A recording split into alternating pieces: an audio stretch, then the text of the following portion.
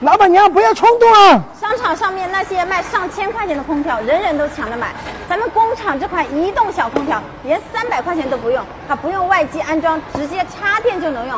夏天能开到16度的冷风，冬天也能调到35度的暖风，居然没有人。これからは室外機や穴開けはいりません。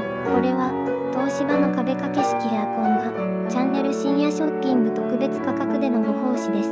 夏は涼しく、冬は暖かく快適に過ごせます。さまざまな部屋でいつでもどこでも簡単に設置ができます。この壁掛け式エアコンが今日限り特別価格でのご提供です。リンクをクリックして注文しないでください。